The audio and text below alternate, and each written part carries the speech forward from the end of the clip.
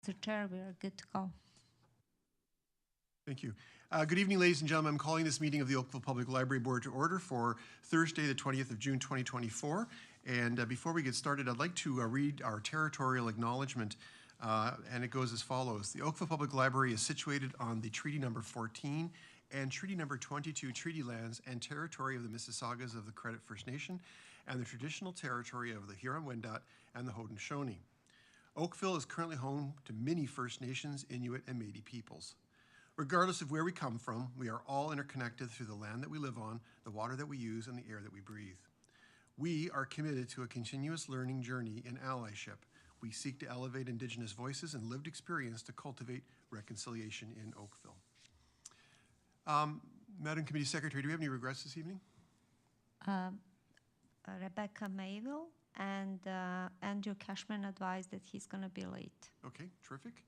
And members of the board, do you have any declarations of pecuniary interest to declare at this time?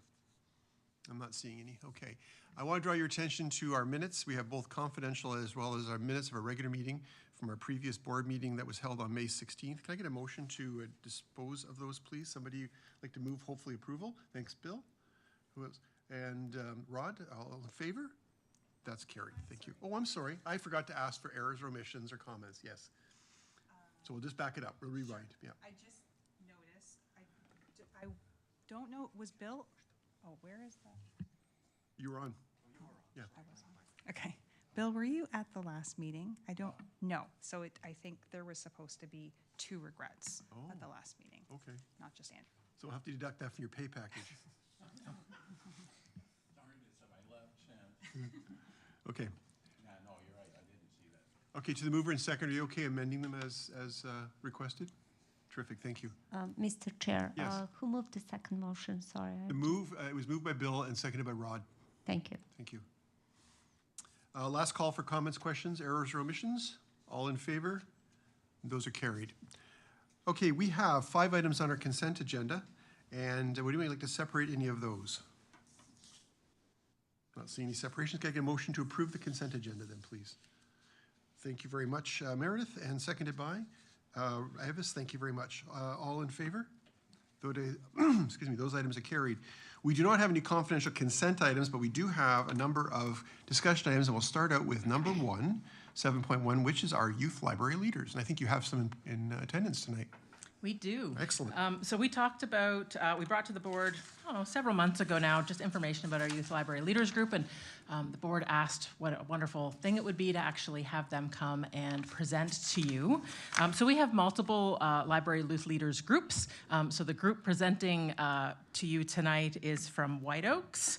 So I'm just going to pass it right over to Alaya, Zaina, and Ariba. Welcome. You can lower the table as well if that's helpful, or just pull the mic down. Yeah. There you go. How do we? Okay, there we go. You want to start? Yeah, let me start. Hi, my name's Zana, and this is our presentation for the Youth Library Leaders. So like I said, I'm Zana, and I'm in grade 11, and I go to White Oaks Secondary School. My name is Ariba. I'm in grade 11 too. I'm 16 years old, and I also go to White Oaks Secondary School.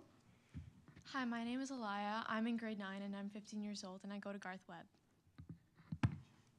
So the table of contents and what we will be covering is what is Youth Library Leaders, what do we do here at Youth Library Leaders, what are the benefits of this program, why did we join this program, and just a small conclusion and some questions. What is Youth Library Leaders? Next slide. The Youth Library Leaders program was created to give the young people in our community a platform to express their ideas and suggest changes that would encourage more young people to visit the library. After school, we head to the library to meet with other leaders to plan future activities and talk about new projects. Because the library offers so many programs, the youth library leaders give a younger voice a chance to demonstrate how important they are to the community, which is specifically directed to younger people. This program allows us to obtain more real-life skills, which would help us in the future. For example, I feel my organizational and communication skills have enhanced throughout these months while working with my fellow library leaders. The setting is very professional, so we get a glimpse of what it is like to be in a meeting in a workplace, which will definitely benefit us in the future. This program enables our community's youth to make changes and generate unique ideas that they may not have otherwise been able to. In addition, we get to enjoy ourselves by promoting our favorite books on the Oakville Public Library social media accounts, specifically Instagram. In light of this, the Youth Library Leaders Program is an enjoyable program where we can directly influence how Oakville Public Libraries assist the young people in our community and promote the library's various programs to draw in more young people. So what do we do at Youth Library Leaders? So first, we come together to brainstorm ideas that can help people connect to our events. This includes creatively finding ways to bring together individuals with different interests and backgrounds and creating a sense of community from these diverse views and ensuring everyone feels included and valued. This can be through book clubs, discussion groups, or social events, but our main goal is always to give opportunities for meaningful interactions. So we plan many different events for our community, such as organizing author events, author visits, book fairs, or community service projects, to hosting workshops and fun events. Planning these events helps our team develop organizational skills in a practical environment and understand these steps towards event management to ensure everyone has a good experience. We also work towards improving our existing programs and creating new programs in order to keep our initiatives fresh and relevant. We continuously use feedback to evaluate program success and make improvements that can better serve our community. One key opportunity amidst these activities is the chance to practice our leadership skills. These events have various aspects to them, whether it's presenting Instagram posts, coordinating sub-projects for events, or leading a discussion group, and there's always a chance to step up and take charge. These possibilities help us build our confidence, develop our public speaking skills, abilities, and learn how to inspire our other colleagues. To ensure that we as a team fully utilize the tools available in this age, we try to incorporate social media marketing in our event promotions. At Youth Library Leaders, we get hands-on practice in creating engaging content and learning how to reach and interact with our audience in a relatable manner, which is really crucial for promoting our events and programs. As a team, we regularly hold meetings once a month, to help us practice conducting ourselves in a pseudo-business environment. This includes setting agendas, taking minutes, and participating in structured discussions. These collaborative activities are excellent mock preparations for future business meetings and help develop essential skills such as time management, organizational skills, and professional communication. As you can see, the opportunities at Youth Library Leaders are endless and help us in being constantly open to new ideas. Working on diverse projects with teams that all want to grow and innovate lead us to learn, listen, respect unique viewpoints, and ultimately work together to achieve our common goals.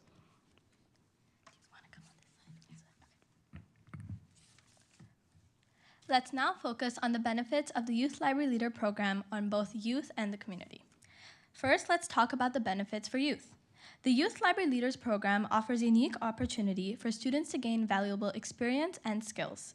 By participating in the program and its activities, we develop leadership skills and build volunteer experience that can be included on resumes. Universities and colleges highly value this leadership experience, giving students who join the program an extra advantage. The program also helps us develop our communication skills by public speaking, presentations such as this one, and also our group discussions. These skills are important for success both in school and in the future.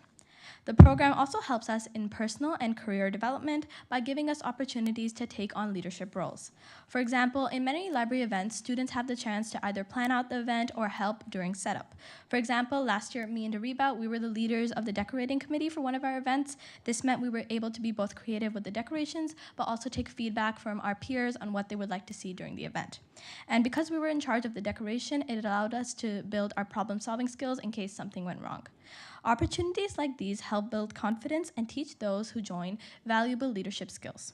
By meeting many people who also work for OPL, such as you guys, this program also exposes students to different career fields that can inspire them.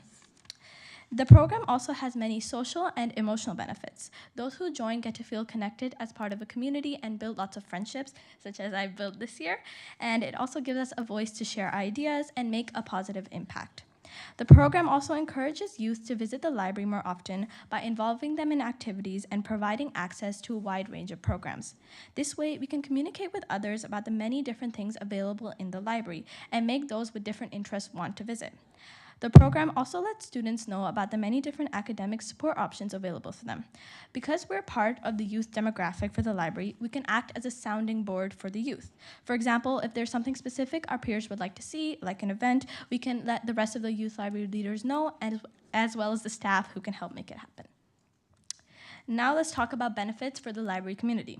The program boosts engagement with the library, leading to increased participation in library events. This helps create a vibrant and dynamic library environment. Plus, in the program, we are trusted to plan out many of the events, allowing library staff time to plan out even more, increasing the library's capacity to offer diverse programs. And by listening to our opinions, the library becomes a more, once again, fun and lively place, welcoming to other high schoolers. Our input inspires creative and innovative programs that resonate with students, making them want to visit more often. For example, around exam time like now, many students need different resources to help them, but most don't know about the resources that are already available or where to find them. Us youth library leaders can communicate to others about the different programs and activities available, and we can also use them ourselves. By involving youth leaders, there's not only a larger student engagement at events, but also increased public engagement and awareness. As ambassadors, it's our job to spread the word about programs and services, helping reach a wider audience and build awareness in the school community through things like social media or even on the morning announcements. In conclusion, on this part of the presentation, the Youth Library Leaders Program offers numerous benefits for the youth and the library. For youth, it provides opportunities for skill development, personal growth, and community involvement. For the library, it enhances youth engagement, public awareness, and continuous improvement. Together, these benefits contribute to a stronger, more vibrant library community. Why did we join the Youth Library Leaders Program? Many might assume that we joined the Youth Library Leaders Program just to fulfill our volunteer hours requirement, which is accurate in part, but not entirely true. We can accomplish a great deal with the help of the Youth Library Leaders Program. It is genuinely intended for ambitious and committed students who wish to change the community. I'm aware that my peers and I have a strong interest in organizing and carrying out events and developing new initiatives. In order to learn how to accomplish something on a bigger scale with new people, creating new projects with others is also necessary. This also enables us to be more proactive and show leadership. It's also important to take collaboration with the Oakville Public Library seriously, given the importance of libraries to communities. Having the opportunity to collaborate with the library professionals and colleagues who share your commitment to hard work is truly exceptional. It really satisfied me and my peers to see that the things we were helping out with were successful and that people had a good time at our events. As a result, the Youth Library Leaders Program offers the ideal platform for young people to voice their ideas and contribute to the modernization and diversity of our community. It enables us to acquire a range of abilities, including the capacity for professional work, communication, and organizing, where we may engage in formal discussions and set agendas, among other things. We have the opportunity to organize activities and take part in the launch of new projects, not to mention that we get to spend times with individuals who are equally committed to diversifying our community and doing various forms of community service. Thus, we are able to complete all of this while earning volunteer hours to meet our requirements and acquire valuable knowledge, which in my opinion is of great value to our library leaders as well as our community. So just a brief conclusion. So all in all, Youth Library Leaders has been a pretty transformative experience for all of us. It has not only provided us with the opportunity to fulfill our volunteer hours, but also allow us to make a real impact in our community. Through this program, we've developed important life skills such as organizational, communication, and leadership, while also enjoying the process of promoting for our favorite books and organizing fun events. I also wanted to highlight that we were able to organize a few events throughout the year last year with the assistance of our library staff and a few more youth library leaders. My personal favorite was the Teen Carnival Night that happened in May of last year. We were able to attend the actual event and observe how everything came together after decorating and organizing a ton of details, and I'm happy to say that was a huge success. We also had a wonderful recollection from our participation at the Glen Abbey Library's After Hours Teen Focus Group, where many teenagers, some from neighboring schools, not only White Oaks, came to exchange ideas about how to make the library a better place. The library had set up an environment where teens could relax with our friends after a long day at school. We had refreshments, food, activities such as video games, arts, and crafts, and button making. Together with a couple of my close friends, I attended that as well and has become one of my favorite memories in high school. So, all in all, our participation in Youth Library Leaders has provided us with a chance to express our opinions, work with like-minded people, and build close connections with librarians. We now recognize the importance of teamwork, the challenges involved in planning an event, and the necessity of improving the availability and educational value of our library. We've also had the pleasure of meeting inspirational guest speakers such as Mr. Noel and Ms. Wong, and we've learned about possible career routes, which has expanded our views and inspired us to reach higher depths. It gives us a great sense of fulfillment when our projects are successful and our events make others happy. In the end, Youth Library Leaders has given us the ability to develop, learn, and make a significant contribution to our community, and has been more than just a volunteer opportunity. With the ongoing support of passionate young leaders like ourselves, we are thrilled about the future of the Oakville Public Library and proud of what we have accomplished. Thank you. Now there's time for any questions. Thank you very much for that presentation. I first want to say that was outstanding. Well done. And a very exciting opportunity that you both have and that you provide to the library for feedback from the young community in Oakville. Members of the board, do you have questions? Ray, you're up first, sir. I echo exactly, your whole presentation was well done and well organized. I was getting a little concerned at the end. You were talking on the very high level, but you weren't giving any practical situations of what kind of things you were doing, like the special events and so forth. But in your conclusion, you started putting those in. The only suggestion I would make is when you make this presentation again, add those in. People want to know what kind of successes and metrics you're doing as a youth group. The question is, how many youth are involved in the program right now? Usually it's 12 to 15. 12 to 15, okay. Yeah, I think that was the only thing. Your presentation's excellent, but I've got two daughters who talk just as fast as you do. You don't take a breath. Wonderful, and if you know, and talking about leadership and leadership skills and so forth, and your speaking is very, very articulate, and take a deep breath and take your time and slow it down a bit because you got an excellent presentation. Congratulations. Thank you. You're in good company. I speed talk as well. You probably heard the way that I did the territorial acknowledgement. It's a tendency. Yeah, Meredith, you're up next. Very well done. You three are very articulate, and I really appreciated your presentation. So thank you for putting that together. It was very thoughtful. I'm curious, so sounds like you had a lot of fun putting together, and it sounds like you're very busy putting together lots of events for your peers, and I'm curious, what do you think was the most popular event out of all of the events that you organized? I think the Teen Carnival night was like a rousing success because the library where we volunteer at is situated in our high school in White Oaks.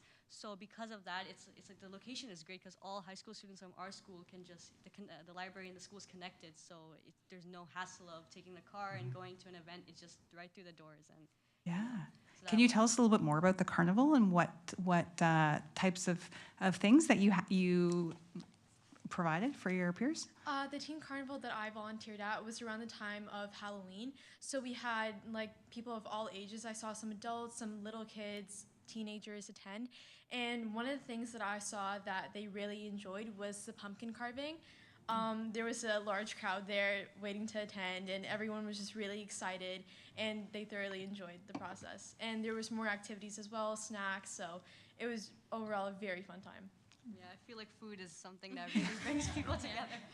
At one of the Teen Carnival events, there was also like a costume contest, so that was really fun. We got to see all different people dress up. And there was also this giant Jenga that was so fun to play. So games like that, I feel like students, they've been in school for the entire day and they just want to come and unwind, and it's a great way to just have some fun. Thanks. I love that. So it sounds like a great opportunity to get teens to connect with each other and have some fun. Yeah. Wonderful. Thanks for sharing. Further questions? Bill? So yeah, that was fantastic. I was thinking, geez, I would have liked to have a program like that when I was a couple years younger. But the other thing is, as you get older, you actually speak slower. So you're going to be fine. So you guys are friends now, but you weren't friends when you first joined, right? We were friends because we met in school, but And we were also in the program last year, but Elia joined this year. Oh, okay. Because I was just wondering how you guys got involved. Like, what was it that? So our school actually emailed us about the opportunity, and I convinced Arepa to go. So we had this interview in the summer, and then we did that, and I really loved it, and she also really loved it, and it was a great leadership experience as well, because it's like youth library leaders. So we decided to do it again this year as well. Okay. Maybe Well, the next year. you're obviously good students. I think you guys, your parents should be very lucky. Anyway, awesome. Thank you. Celso, you had your hand up? Yeah. So amazing, and the initiative is amazing, but you're amazing too. And I can imagine how intimidating it must be to get there in front of this audience here and all of that. So, but you kept your cool, and if you didn't, you certainly looked like you kept your cool. So great job. I have two questions. Question number one is, how do you attract people to come and join these events? What is your marketing communication campaign? Well, for me, a lot of my friends and stuff, they were looking for volunteer opportunities, but they weren't really sure where to go, and they weren't sure like where to volunteer, where they would have fun and, you know, really get involved. So I told them about my impact, how to get involved in the library, because a lot of people my age, they see the library as kind of boring and stuff, but I kind of showed them that there's a lot more to the library than just books and stuff. There's more programs and a lot of things that it has to offer. So it sounds like it's word of mouth, essentially, the way you get the word and out? there was also, when we posted on the Instagram account and stuff, the book reviews, and it was showed that it was written by students, so not just adults. So I think that also kind of helped. Okay. And my second question is, you may have to think about this one. What is your biggest challenge in growing the program beyond where you already are? Space? Yeah, I guess so. Really? I feel like that kind of connects to your previous question, because word of mouth obviously travels, but not as far as like online stuff these days. Everything is online. You can pretty much buy anything, do anything, God knows. But I feel like something we can expand on for sure that we found challenging this year, and I think last year too, was like our social media marketing thing. I feel like we could definitely broadcast it more widely, not only to students in Oakville, because I feel like there's no limit to who can come, Milton, Mississauga, any students. I feel like putting it on not only Instagram, but different platforms that teenagers use. So, and emails for me, I feel like just email it to every single student in the school and they can forward it. Is email even still alive for people your age? I check my emails a lot, so. Good. But I feel like that's something we can definitely expand on still. And one more thing, I think in the library itself, because it's right next to a school, there's a lot of students in it. I know I'm in the library like half the day. So you could also have like signs, posters, because many of my friends are surprised when I tell them about all the different programs. So when they come to the library, they can see the poster or the sign and they could be like, oh, what's that? And it could be a QR code or something like that, and they could see all the different programs and events. Great. One last thing with regards to the speaking fast. I went to a public speaking course once, and because I had the same tendency. And what they said is, deliver your speech again with a piece of bread in your mouth. And you're forced to speak slowly when you do that and take pauses and stuff like that. And I always remember that. That helps me. So next time, try that at home, not in public. Yeah. Okay. Thank you very much. Thank you for your advice. I personally use popcorn. Yeah. Further questions? Ray again? Not really a question. I hope I didn't lose a thought. I think I just lost a thought because I was talking. You did popcorn, and I was Sorry. thinking right away. I know it's distracting. No, I'll just leave it. Thank you. Okay, thank you. Sorry, Avis, my goodness. I'm almost got that beat. So I'll just echo everyone. It was an amazing talk that you've given us, and things that you're very articulate, much more than me. So I just question, you mentioned, that other youth that you're connected with have not really realized until they talk to you that the library is more than books. What do you think the library should be doing differently or more of to be attractive to youth? I feel like it's the same thing, just making more people aware of the stuff available. It's just like awareness. Yeah, because like I didn't even know about the library's website, because on the website there's so much stuff. And then last year, one of the staff told us about it in the program, and I was like, oh, that's cool, because I didn't know about all the different things available. So I think just like on social media, even like boards, even in the school, you could get. In our school, you can get on the announcements, be like, oh, look at this library website, it's really cool, and just things like that. Just making more people aware, I think, is the thing. Because a lot of students, well, grade 9s especially, I tried, second I got into grade 9, I was like looking, because I thought the 40 hours would be very difficult to attain, but thanks to this program, actually I got majority of them from this program. But I feel like the announcements, as you said, is great, because when you're in grade 9, you're new to the school. It's like, such a fun thing. Oh, you get to go volunteer somewhere. It's like a job, but without the pay, obviously. But I feel like if it's on announcements in schools, kids are kind of like forced to hear about it. So that announcements are a great thing in schools, to like kind of force the school, oh, you have to start announcing things. Because for us, the library is right connected to the school, so it's kind of like a part of it, you know. So it should be like mandatory for them to not only advocate for our school, but also the library that's literally connected to it. Right. Thank you. Thanks, Avis. Ray, you remembered your thought? Yes, I did. Thank Okay. you very much. It's bad when you get old, it goes and it comes.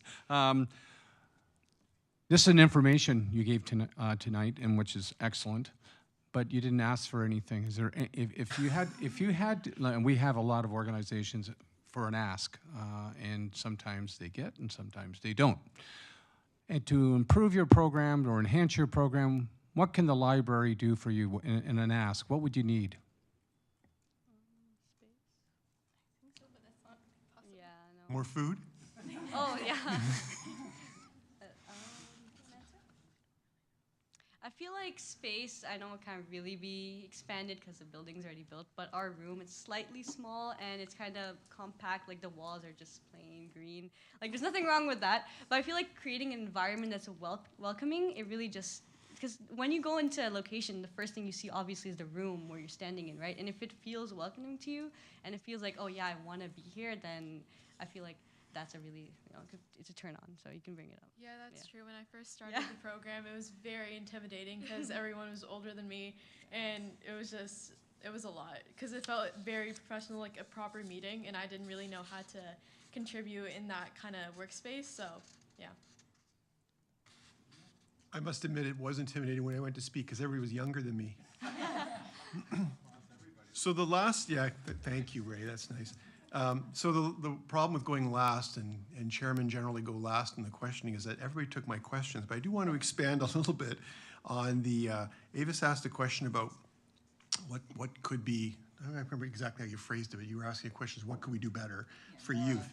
What more of a difference? So I want to just ask you to expand on that a little bit and think about who you are today and your involvement in the library, and what would you want in your library that's not there today? Speaking about you, not youth in general, but what is missing for your needs, in your opinion? I feel like all of our meetings were held in our location, but there was this one event I talked about at Glen Abbey. So when we went there, I felt like it was a great change of environment, people, because I have not been to many libraries except for ours and Glen Abbey. So I feel like we have meetings every month. So instead, we could keep that monthly meeting, but like maybe not like a field trip, but be able to go to other libraries, talk about them, because we've discussed a lot of things we can improve about ours, which is fine, but there's gonna be like, we're gonna run out of ideas. So we wanna go to other libraries, maybe like see their environment and then maybe get ideas from them and pull it and take it into ours. Okay. So I feel like just expanding our horizon, not just from our library to other libraries as well. Because I saw a big difference in the Glen Abbey Library and ours. Like they had a whole I think it was a 3D printing room and it was The great. Maker Lab, yeah. Every library has its own, every branch has its own personality and its own offerings, which is kind of cool. I just want you to think back for a moment to, you ladies are all in high school now. I wanted you to think back a couple years when you were in elementary school. Did you go to the libraries? Did you use our library system? No? Sometimes when my parents forced me to. So, forced you to? No, I'm kidding. No, I did. It was quite a big library, so it was fun to go just to see the scope, you know. Okay. Yeah, I just used to go to the library to borrow books and stuff because I enjoy reading, so. Okay. Yeah. Yeah, my mom used to make me go, but now I really like reading, so now I like going. Boy, this forced indentured library usage is a little frightening. So I was trying to determine whether or not this really opened your eyes to libraries. And would you say that that's the case? Since you were forced to go before, against your will, you're clearly going of your own volition now. Are you finding that the library experience is better than when you were younger people? Yes, definitely. After school, sometimes I ask my friends to go to the library with me, not just to study, because, there's multiple things that we could do, like with the 3D printers and stuff. I go there for projects because they have like a lot of things available there. And yeah, so I actually really enjoy going to the library now, which I didn't think I would a few years ago. So That's what you got to can. That's the message you have to can for your peers. That that you were surprised by the library and the resources that it has available. And that's my last question for you. What is most surprising about library offerings to you? Based on what you always thought about in the library, what you may have saw in Arthur when you were watching that as a little kid versus, what the libraries look like today. What was the most surprising thing to you? For me, it was surprising that there's something other than books. Okay. There's so many different programs and things. Like, I think there's like baking supplies you can rent out, for example. You can go home and bake stuff, and you can do different activities. And I was really shocked to learn about all the different things there were, because I was like, oh, it's a library, it's just books. But there's so much more, and there's even places to like sit. You can even be with your friends. You can study. There's programs. There's a lot of different things, yeah. That's terrific. Well, thank you so much for being here today. I'm just going to go back to my colleagues for one moment and see if there's any follow-up questions. I don't see any. So thank you very much for being with us today. That was a really awesome presentation. Thanks for the answers to the questions. Thanks for the work that you do for the library in your volunteer capacity. And I'm so happy that you're not being forced to be there anymore. We probably need to talk to your parents. But anyway, once again, thank you. And don't be strangers. Come back and visit us again and let us know how you progress. Okay, thank you. Thanks, so much ladies. for your time. Thank you. have a nice night. You too. Okay, members of the board, we had our presentation. There is a written memo that goes along with that, so I just need a motion to receive that, please, if would be so kind. Thank you, Meredith. Seconded by Celso. Thank you. All in favor? That's carried. Yeah, tough act to follow there, Madam CEO. I know. Okay, item 7.2, the Oakville Remembered series. So this is a series that came to my attention relatively recently, particularly around OPL's involvement. It happened, was first introduced in the library a number of years ago, but as is indicated in the report, one of the DVDs went missing, and it was quite the activity to be able to re-find it. Now the Oakville Remembered series is up on our YouTube channel. It's already seeing some pretty significant usage. But I'm actually going to pass it over to Catherine Hurley, who's going to tell you a little bit more about it from her perspective. Great. Welcome.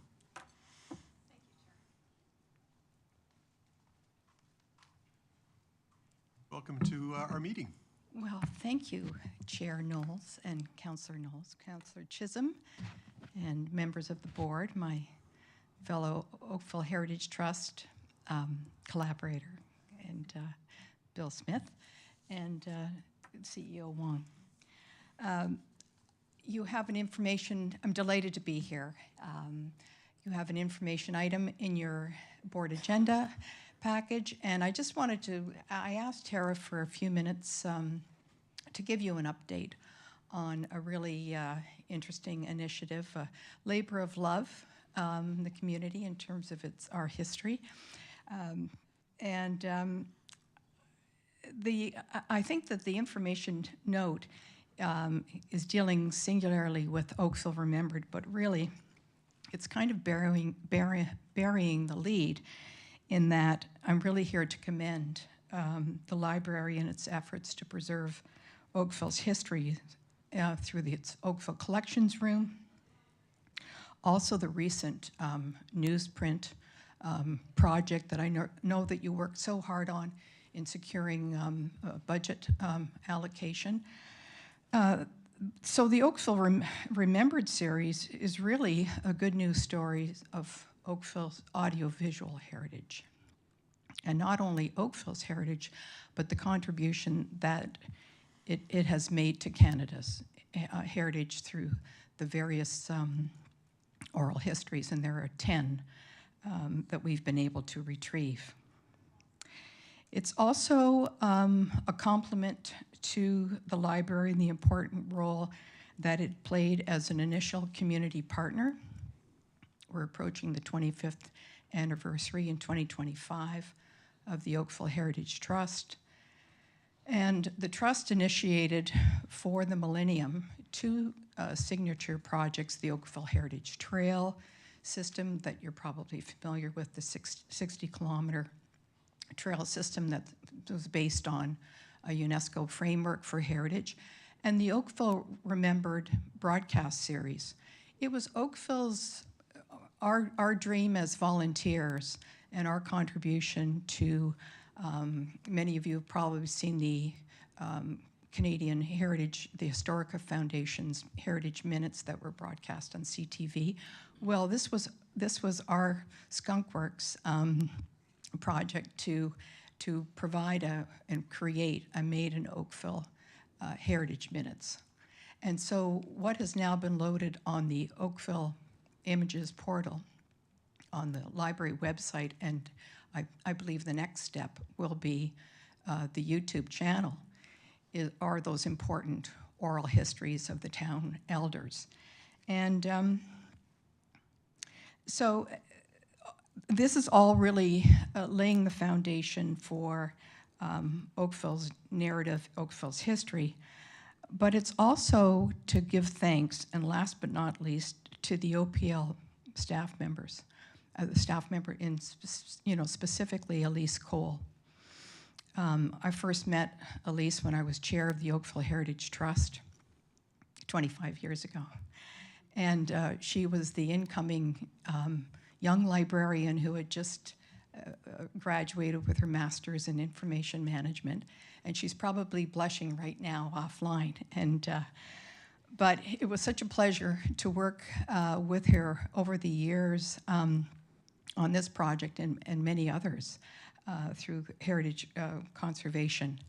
So this tale begins during the time of COVID, and I had returned to live in Oakville and thought it would be just a great idea to see those Oakville Remembered histories again. So I went to sign them out. This was in 2020, and lo and behold, some of the discs were missing. As a consortium of community partners through the Oakville Community Foundation, we worked with the library, the Oakville Museum, the Oakville and Bronte Historical Societies, and also Sheridan College, the graduate programs in journalism and media arts as a practicum for those students. So it really took a village. And the gift from the consortium members was the 3 DVD gift to the library as part of the Oakville collection. So when those discs went astray, there was no backup. And so I returned to the broadcaster, being Cogeco, and under their promise of performance and community benefit, they were the distributor of the series, and we worked with an incredible community programming director, Don Demont, who is no longer with us. And so I reached out to Elise, and I asked Elise, maybe between the two of us, if we could approach Cogeco to see what might be available in terms of remastering the discs. Unfortunately, and it's really the case in point with any of us who professionally have worked in audiovisual preservation across this country, is the Cogeco archives have been erased to 2004. This then led to an individual outreach to Cogeco community producer Nikki Wesley, and between Nikki and Elise and I, for the last 2 years, over 2 years, we've been meeting offline to see if we could find the original interviews. And we met with success because a retiring Cogeco staff member, Nancy Spearin, was able to retrieve all of the interviews on a remote computer, not part of the main system. Cogeco remastered for the library, and with Elise's help, we remastered and redigitized the interviews from an MP standard to an MP4.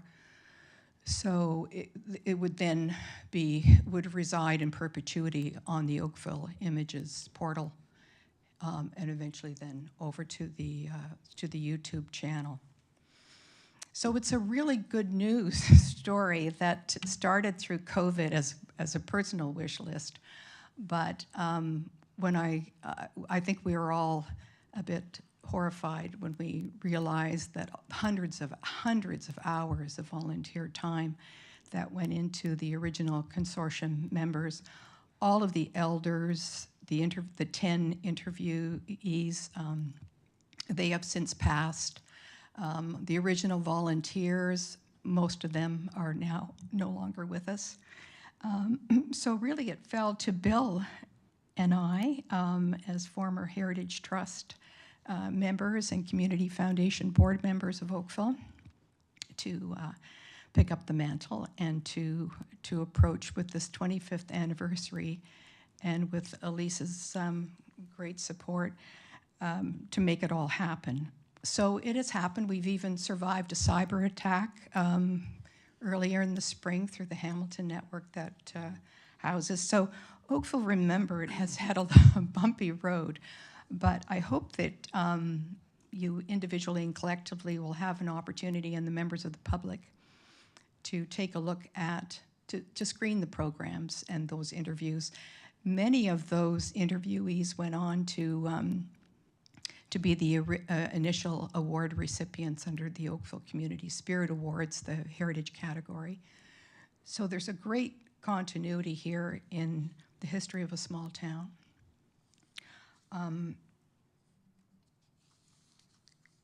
You know, what has come to mind through all of this is Margaret Mead's quote, cultural anthropologist Margaret Mead's quote on that never doubt that a small group of thoughtful, committed citizens can change the world. Indeed, it's the only thing that ever has. And Elise Cole is one of those individuals. And so I would just ask the board if there might be a special recognition or motion just honoring Elise in terms of her tireless work on this particular project, and so many others in the community. And also to acknowledge the support of my friend and OPL board member Bill Smith, those 25 years ago, where we jumped into the town's millennium celebrations and look forward to the 25th anniversary of all of those projects culminating next year. I've asked just for the opening sequence of Oakville Remembered to roll credits, and also I'm going to leave the last word to Oakville's late and great Heritage Mayor Harry Barrett, and his just brief interview on that. But I just wanted to say that also that the scope of the subject matter that the interviews cover is really the history of a small town, from the first settlers to Oakville's rich Black heritage and its a very positive role and contributions during the Underground Railroad, the history of Dr. Anson Buck, who was head of the World Health Organization, George Atkins, Order of Canada, and CBC broadcaster, who was interviewed on the history of the rebellion of 1837 and how William Lyon Mackenzie hid in the Bronte Creek caves. Colonel Jock Anderson, who was a Victoria Cross Award recipient not once but twice for his contributions in the First and Second World War, and the role that Oakville played. And also the history of some of the heritage properties, such as the Warren Doorstep. And the Chisholm family's contribution to shipbuilding, and in particular the White Oak. and that was built in the Oakville Harbor. And Oakville, living in Oakville as a small town, but also through the Depression. And that's what I've had Harry Barrett's remarks queued up to. So I'm happy to take questions after this next roll credits, but thank you so much for the time and for Elise. Elise's efforts, really appreciated.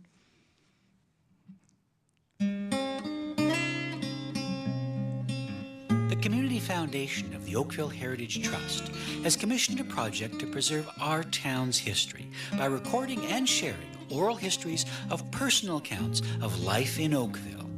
Please join us now for the first installment of Oakville Remembered.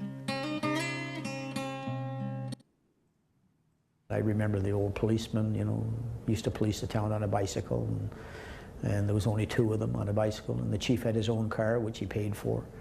No radios, nothing like that. The jail, the chief kept dogs in the jail, raised wire-haired terriers in the jail cells. He used to have to move the dogs out to put the prisoners in. You know, it was a small town. I mean, it was a typical Ontario small town.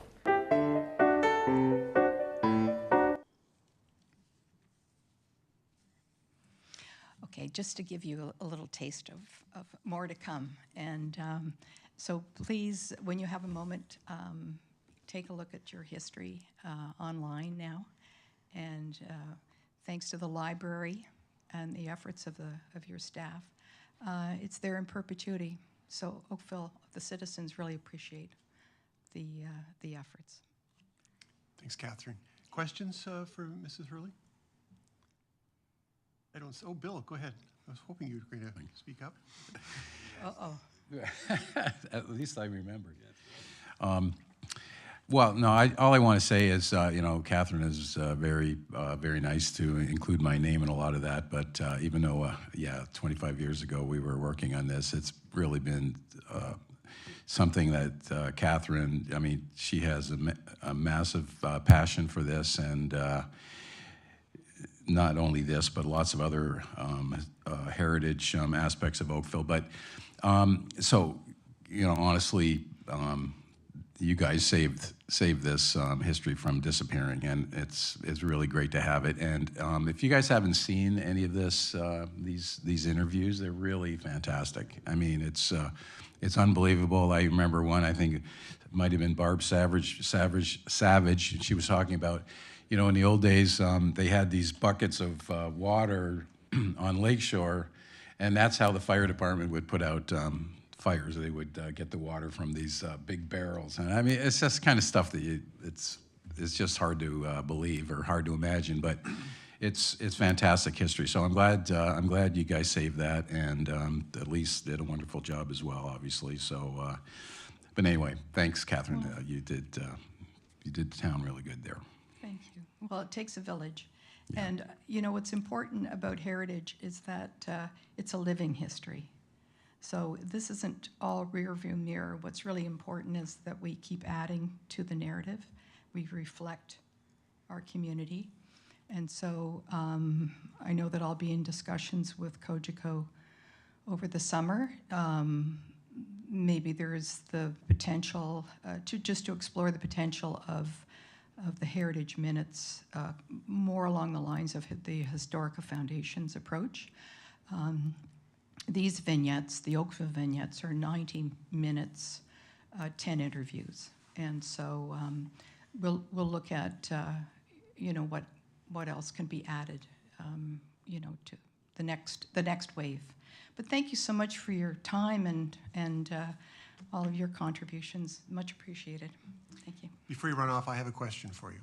So just a bit of a technical question. When you realized that the material wasn't readily available, and you discovered Cogeco's archival policies, were you able to eventually discover all of the material, including what was in the cutting room floor, as they say? Or is it strictly just the finished product that you're able to save? It would be the finished. Okay.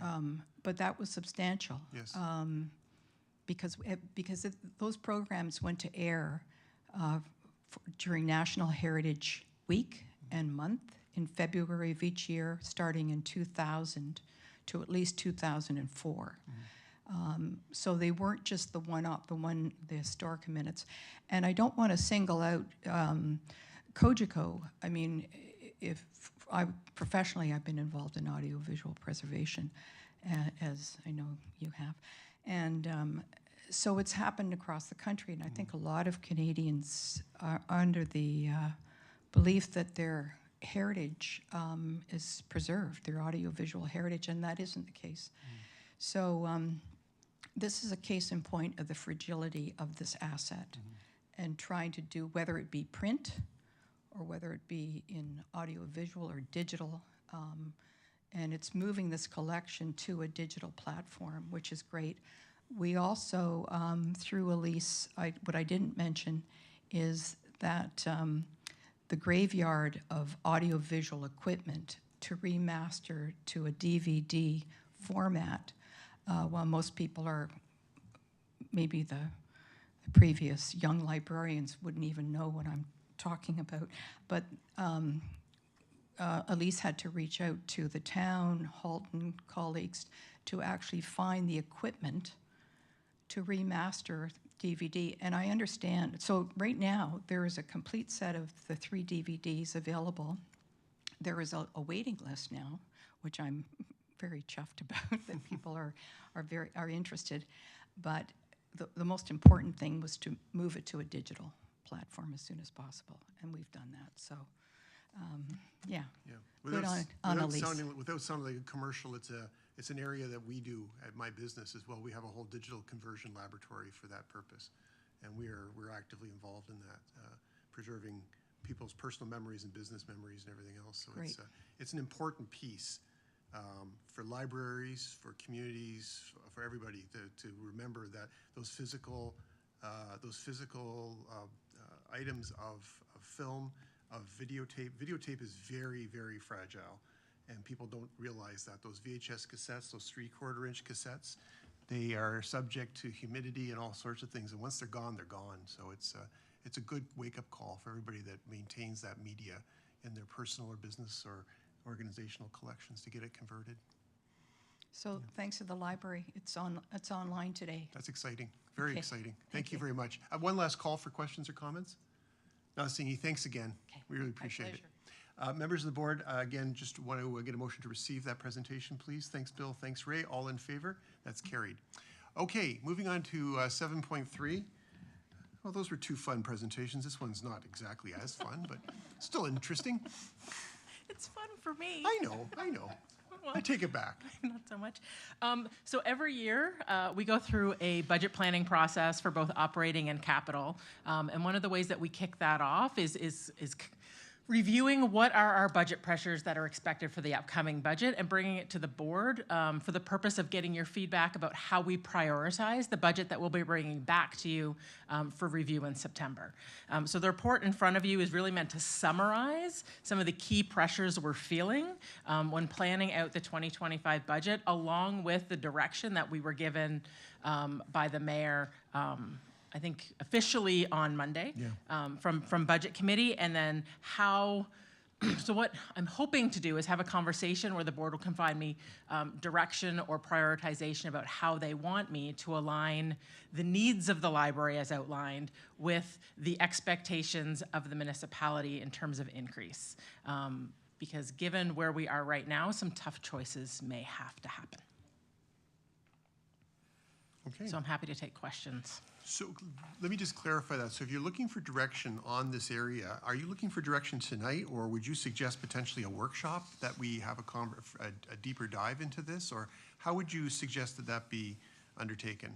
So we can do it in a couple different ways. What I need tonight is some direction on prioritization of the capital, because that needs to be submitted. For the operating, particularly around 16 Mile, what I expect through this conversation is actually potentially bringing back a report potentially in July with different operating models for that branch. There's a lot of outstanding questions about 16 Mile. Opening day being a big one. For opening in June versus opening in September is a significant difference. So that is something that we're having conversations on starting next week because it impacts not only us, but recreation.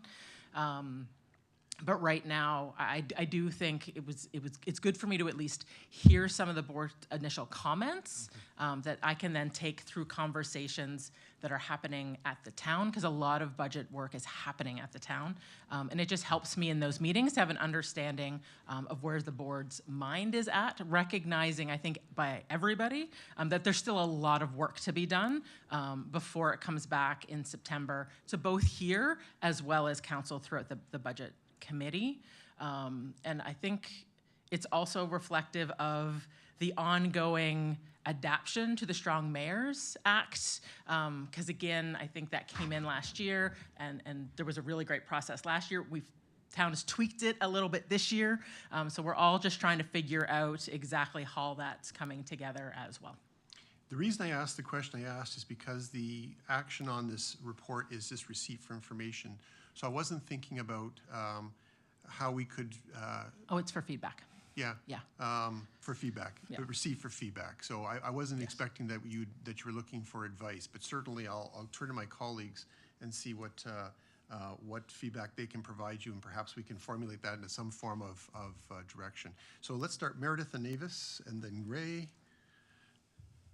You're right. There's a lot of competing priorities here. And I was wondering, would it be possible for the staff to provide some recommendations that we could react to? Like if there was kind of some groupings of the staff recommendations of priority 1, priority 2s, and priority 3s, and then we can offer some feedback from there if we agree with where the staff is suggesting we go?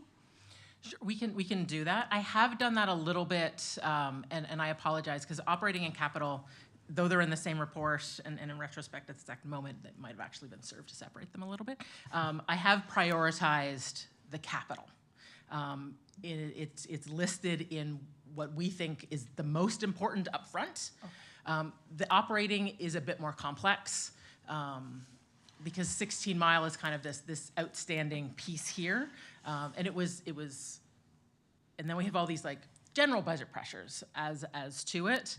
And then I think the real struggle we're gonna have is, we need to open this branch. And is it that everything outside of where we're required, which is those personnel costs, where we've already committed, and I will say that the ratification of the union contract impacts that and increases it. So that's also part of that conversation. Is it even, are these worth entertaining? I think that it's just some initial thing. It's like, you know what? We agreed last year, collections, it's struggling, it needed the 100,000. The idea was to try and get 100,000 each year. This year, you know what? We feel like you need to concentrate on 16 Mile. We're gonna pause on that, bring it back in 2026. That's just some initial thoughts, recognizing that yes, we will absolutely do that. It's so much right now that I was just trying to get some thought process and to bring something back in July with a bit more detail. So if I can just summarize that before I go to Avis, so your basic suggestion at this point is to focus on 16 Mile and to perhaps defer some of that collection impact to next year when we get past the 16 Mile implementation. Is that what I'm hearing? That is, although there is impacts to that. Yes, of course, yeah. Well, as they all do, right? With every action, there's a reaction, yeah. Yep. Okay, I just want to summarize that just to Yes. frame the conversation. Yes. Avis, you're up next. Oh, I'm sorry, Meredith, were you done? Yes. Okay, Avis, you're up next. So just in terms of additional information that would be helpful is around prioritizing capital. In my experience, when looking at capital, beyond the why do you need it, all the benefits and so on, we would also take a look at what are the ongoing operating costs that would be incurred as a result of the capital. So for example, the scheduling software implementation, that I believe is $100,000 project. That I would imagine is the implementation cost, and then going forward there's going to be licensing or whatever that an operating cost that's driven by that initiative, right? So Yes. a future cost that would go into operating. So I will say, absolutely, the struggle we're in is business cases, which contain some of that information, are due to the town. I obviously don't want to submit all of these to the town without some kind of guidance. So the difference being in how we operate is that we participate fully in the town's budget process, but whereas council and town ELT guide and direct some of the capital projects, we ask the board to help do that. So what I'm looking for is, you know, which one of these are you interested in us fleshing out more as a business case that will then come back? Because some of these we don't have that information yet because, and scheduling software is a really good one. We can guesstimate an implementation cost, but it's only through some of the other processes that we'll figure out what an ongoing cost is, because we could, to be honest, there's $20,000 software and there's, you know, $500,000 software. We think we're closer to that 70 to 100, but it's an RFP, and that has different costs related to it. So we can kind of estimate it. But if the board is like, you know what, we're not interested in that, we're not going to put our attention into doing that whole business case process that needs to be submitted to the town. So I understand business cases do take a lot of effort, and so I'm not necessarily going there. I guess my biggest concern is as you kind of look out to 2026, and let's say you apply a 5% increase over the, you know, you come up with whatever the budget is for next year based on the 5.5%, and then let's say you take 5%, and then you try and factor in 16 Mile. Anything else that you're incurring beyond 16 Mile is just going to be way above this year's budget times 5.5% times 5%. And that's 100%. And some of the conversations we're having with the town is I'm trying to understand, you know, if we open in September, you know, when we start hiring, the full cost comes in 2026. So just say I can get it down to 6.5, right? But next year we're going to hire all those staff, and I need a 13, right? Like, so it's not just a 2025, it's a 2026 for 16 Mile that we're trying to get our hands on. And then all the other capital projects, absolutely. Scheduling's the only, well, I guess some of them have software costs built into them, but definitely not to the same level that we're going to see in 16 Mile as related to that, because it's licensing costs of software. Right. I guess just generally, anything that we can understand that will drive a future cost would be helpful. Yeah. Thanks. Ray, you're up next. Okay, it's how we deal with the numbers. With respect to looking at the increase in 16 Mile with respect to your FTEs coming on side, is that within the capital? So, majority of times when a new facility or new operation comes in, the startup with respect to staffing of resources, it comes out of capital, not out of operating the first, and sometimes they push it out maybe 2, 3, 5 years. Is that the case with? That's not how finance has communicated it to me for both us and recreation, that it is an operating impact starting immediately, that we don't pay for 2025 out of the capital.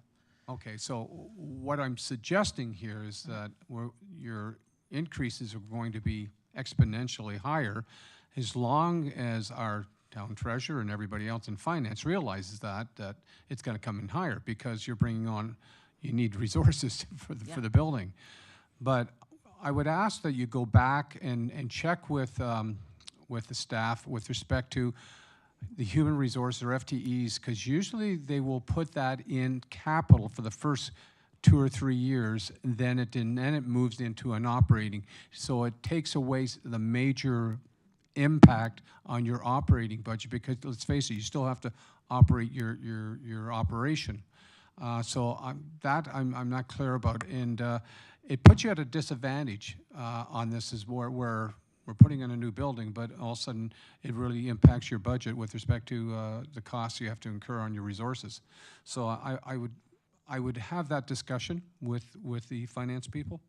Ray, can I just add something for that? Sure. So I had a similar question when we were doing the original budgeting on this in the early days, and what Tara, I can confirm what Tara was saying, that there is no consideration to providing capitalization of early staff. Now, I'm not fully aware of of the rationale for that, because I have seen projects where there is capitalization of opening staff. I think in most cases when I see that is when the staff are being used in the development of the project. So if the library is not open and they need a year to get it set up, that they would capitalize that kind of staffing. But because they're looking at, it's not that long, it's not that complex, I think, in terms of opening. I mean, it is complex, but it's not. But it's a month, it's right? A month It'll take as us a opposed, month. It's a month as Yeah. opposed to a year. I think that's why they've done that. I don't know, but certainly if your suggestion is for Tara to go back and just seek further clarification to inform us, I'm with you. I just wanted to back up what Tara said, though. 'Cause No, just for I had the same clarification. question. I agree, clarification on that. And I have no issue with staff prioritizing their capital projects at this point in time. Tara, when you come back, we'll see what comes up with. I mean, you guys gonna have to do your sharpening the pencil and figure out what's best for the operation. As a board, we'll look at that, and yes, we approve, or we have to have more discussions. But I've always relayed back to the staff, you guys are the experts. You know what you need in your organization, and don't be inhibited by, because now it's instead of being at 4 or 5, it's 7. Let's be realistic, and then it's easy from taking it from the top end. Then we need to start saying, okay, next year, or pushing it out. So I'm fine on staff coming back with, but you like to get direction from the board, but I want to get more information from you guys before we make the direction, if you catch my drift, okay? So thanks very much. Can I make a suggestion? I think that there's the confidential item is going to help to inform this to a certain degree. So I'm going to suggest that I'm going to take Chair's prerogative and move the confidential item up right now. Okay. And let's deal with that so we actually understand what that looks like, because then I think we can it'll be easier for us to understand what we're being asked here, because as Tara had mentioned, and it's obvious that that's going to have an impact on our decision making. Does anybody have an objection with that? Okay, can I get a motion to, let me just get the wording here. Can I get a motion to go into a session closed to the public for the purposes of dealing with a matter of labor relations or employee negotiations? That's Ray, and seconded by, thank you, Bill. All in favor? That's carried. Okay, let's take a moment and set the chamber up for closed session. To members of the public who might be watching, or members of staff, or both, we are going into a closed session.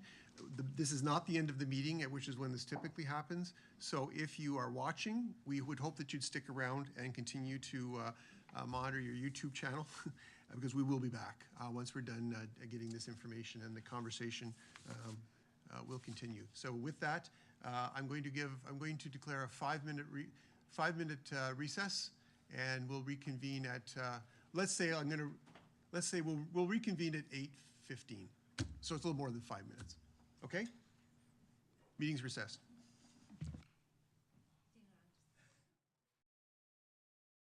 Yeah, I forgot.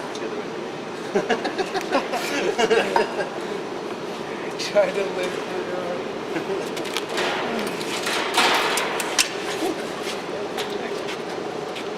Cool? Yeah. Okay. Yep.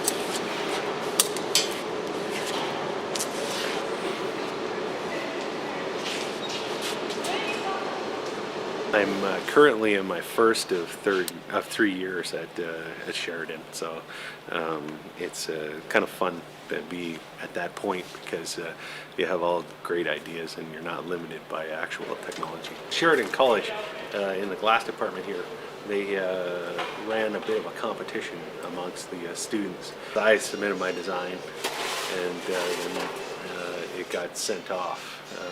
One of the things that I did before I submitted my design to the town was I had a talk with the actual professors to make sure that it was doable. It'll look not unlike this. The central piece will actually have a wave in it. It's got this oak leaf shape to it. When you look down on it, it'll have a nameplate on there, and then when it comes out of the mold, it looks not unlike this. It'll be on the end of the pipe, and we just break it off, and we put that into cool. And then when it's done, we saw it off right about here, and polish the bottom. So of course this one's been sawn already. The process of the thing kind of goes like, we start out with a spike of glass. We form we take a gather and we form it into kind of a conical piece of glass. And then we get a couple of what we call gathers. We gather glass on the end of a rod, and then we roll it in colored powder, which is basically really finely crushed glass with color in it. Then we melt that in. We roll it a few times just to make sure that it's got lots of solid color on it. What we do is we take molten glass out of the furnace and we roll it in this colored powder, the glass color, and it sticks. It'll stick to the glass, the hot glass. And then what we do is we take it over to the glory hole and we melt it in. So the glory hole gets it nice and hot, reheats the glass.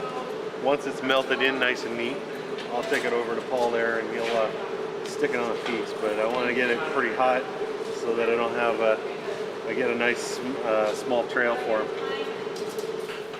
And then we apply that onto our spike, right? So we have two colors. We have two guys doing it basically. We'll lay on one color, then we'll flip it over and we'll lay on the other color. So we have basically 3 rods of color together, right? Because we don't want the glass to cool off too much after he's done it, after he's formed his spiky bit there. We don't want the glass to cool off too much, and we don't want to have to reheat it over and over and over again. So it takes 2 of us with bit rods to form 2 colors, just so that we can put the one color on and then put the next color on. And then go and melt them together, because if we put one color on and then he melts it together, then we put another color on and he melts that in, it could melt in kind of a weird blurred shape. So if we put them both on at the same time, then they melt at the same rate, and that makes it much more crisp and nicer. And so now we laid the color on the center bit, and we just have to melt the color in so it becomes one smooth pattern. Because if there's any seams or anything where the color is, when we plunge it into the middle, it's going to catch bubbles there. So that'll be little imperfections in the design. Then we'll melt them together so that they're smooth without a lot of edges, because if we have a lot of edges, we'll trap air, and we didn't want a ton of extra bubbles or special design of bubbles, so we wanted to make sure that it's all nice and smooth. Then what we do is we extrude it out a bit lengthwise and give it a twist, a nice slow twist, and that gives it kind of that helix of color. In this you can see the spike of color, but it has this nice, about 2 revolutions worth of color, and 2 revolutions of twist in color. Then we put a bit of a wave into it, so it looks kind of more like a flame. They're dirt from gravity, so this puts a nice bend in it.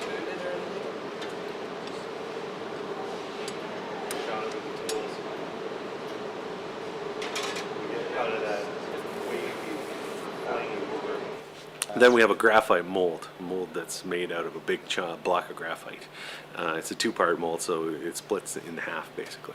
I'll get a ladle of glass out of the furnace, a big ladle of glass, and we pour that into the mold so it's full. And then the guy who formed the spike with a twist in it plunges that into the mold. So we plunge it straight down into the mold.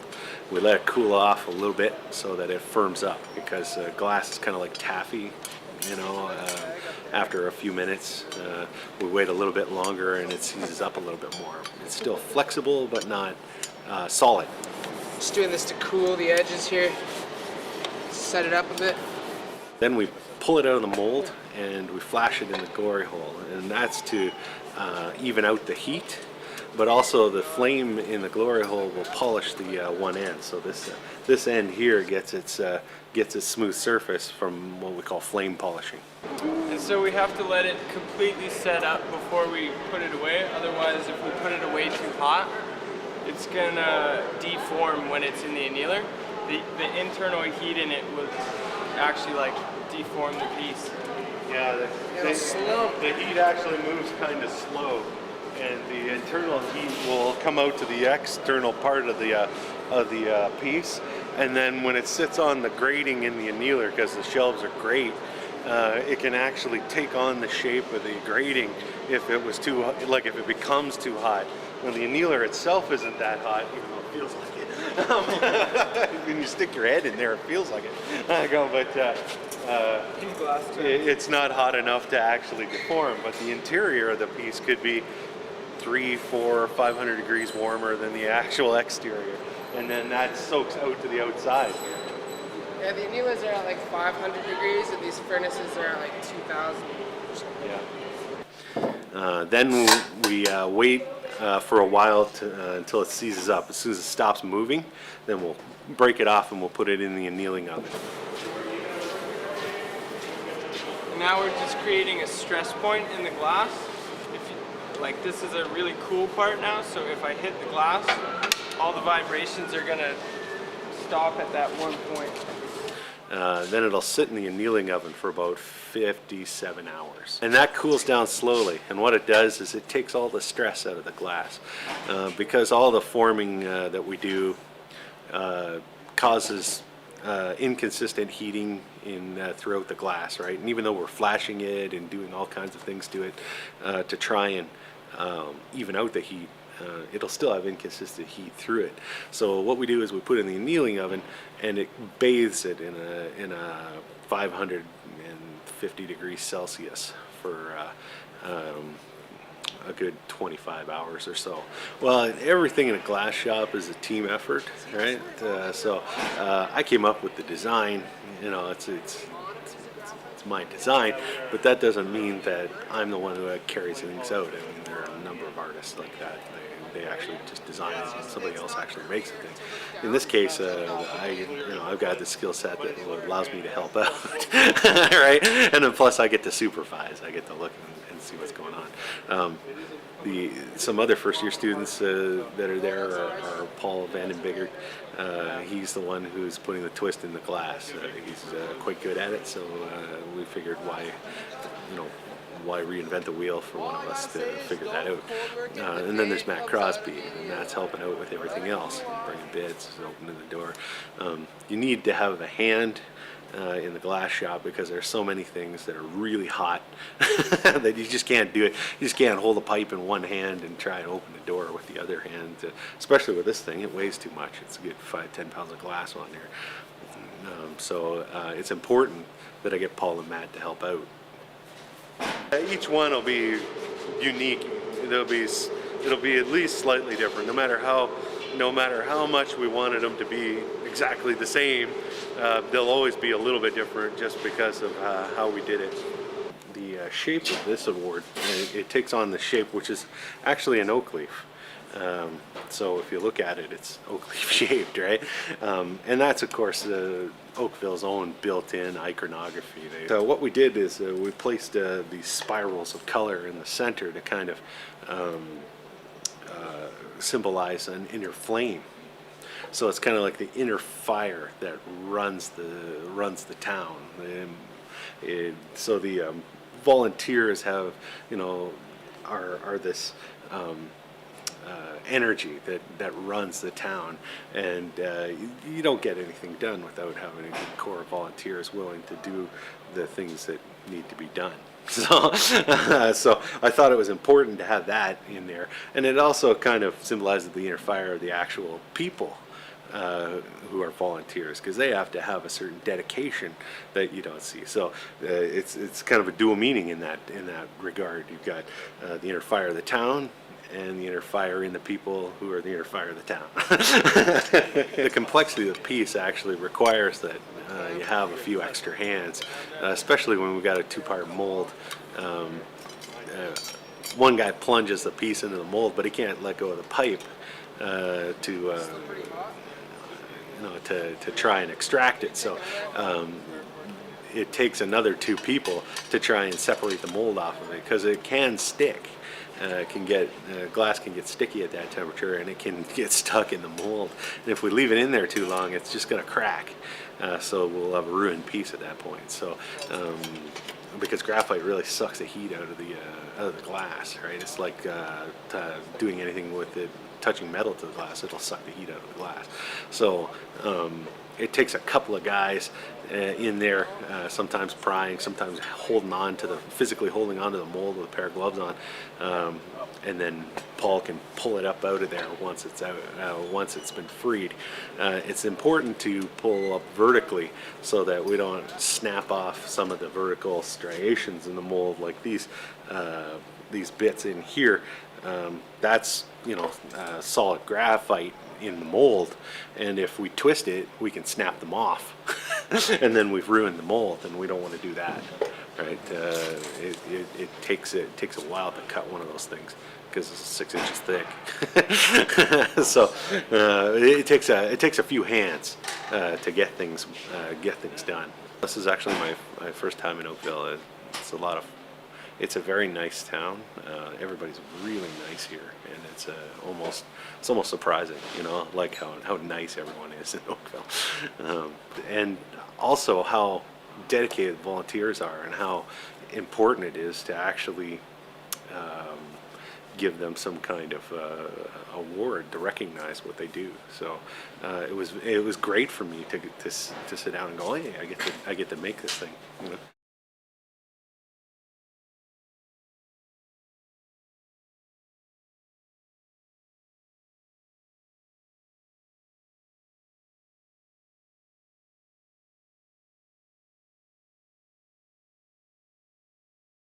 Volunteers are basically selfless.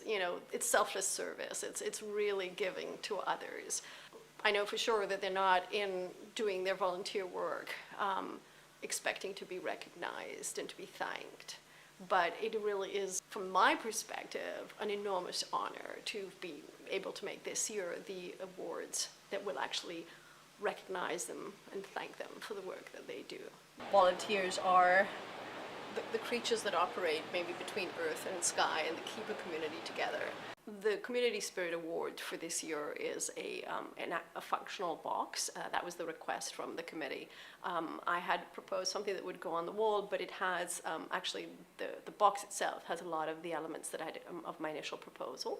My initial proposal did include this waterfront line delineating the difference between the sky and the earth. So that has been retained in the box. The process of making the boxes has included working with 2 different clay bodies. One that's very groggy, a bit like having sand in it, so it's very textured. And the other one is a porcelain for the temperature that I'm firing to. So the interesting part about these 2 clay bodies is that they're really quite different. One is very smooth, and the other one is this, as I say, more textured. Just let me know when we're streaming, please. And I didn't see the glass blowing video. Oh, was it? Oh, because I don't have it on my little monitor. You were talking. Yeah. That's true. I think we should play the heritage videos during the... That would actually be, we should make those We should. Oakville Remembered part of it. Yeah.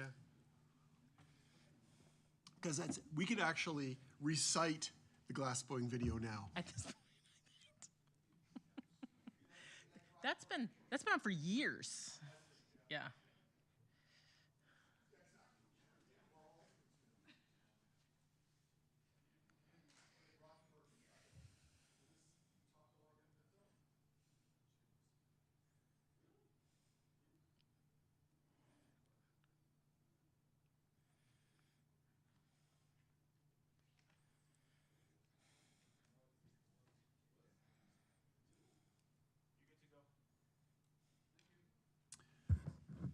Okay, I'm calling this meeting back to order in public session. I will report that we did meet in a session closed to the public for the purpose of dealing with labor relations or employee negotiations.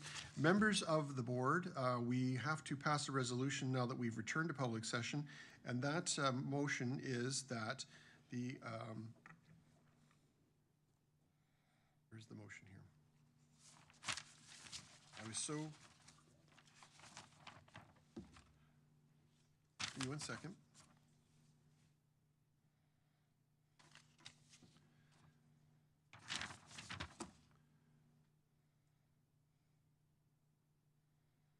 The Oakville Public Library Board resolved, no, that's not it.